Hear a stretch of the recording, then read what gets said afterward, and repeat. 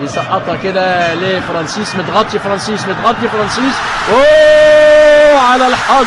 ولسه شفتم الشيخ بقى، شفتم دعوات الشيخ، تجي له الكوره ده يضيعها وتيجي الكوره لاسامه حسني. انا الصراحه يعني قلت لحضراتكم ايوب النادي الاهلي اسامه حسني، الجماهير على فكره فرحانه وزمايله فرحانين ان النحس اتفك على قدم يعني اسامه حسني. اخيرا في الدقيقه الرابعه من زمن الشوط الثاني اسامه حسني يحط هدف من كرة رفضت انها تخش على اقدام فرانسيس. اهو الراجل بيقول ربنا في ربنا.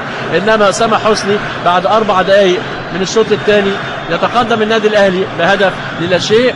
انما كان عملها فرانسيس كويس، متغطش حلو قوي وماشي فرانسيس ولعبها حلوه، تخبط ترد له تاني يطلعها على طول سعد محسن. انما عشان تبقى من نصيب اسامه حسني واللي كان بيعمل شاي بقى ولسه جاي ومش عاجبه الدنيا، بنقول له ان اسامه حسني الشيخ اسامه حط هدف جميل جميل رباني. جات له الكوره من فرانسيس اللي قابت اهو احمد ناجي بيقول فرجت، بيقول اهو على فكره جاري احمد ناجي ده بيحب اسامه حسني، فيها نوع من الحب لاسامه حسني، فيها نوع من معرفه امكانيات اسامه حسني، في انه عارف ان اسامه حسني يستاهل اكتر من كده. وادي بقى الكاكولا، الكاكولا ولا الكوكولا؟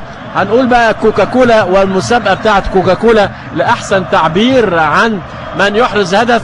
اول مره بقى بنشوف اسامه حسني بيعبر مظبوط جدا جدا، والخطيب بيقول اللي هو مجاهد انما امتى هتخش والله اهو، ما هو نسيبه بقى واخد بنته. فطبعا الابتسامه دي فيها علامه الرضا والحمد لله يعني.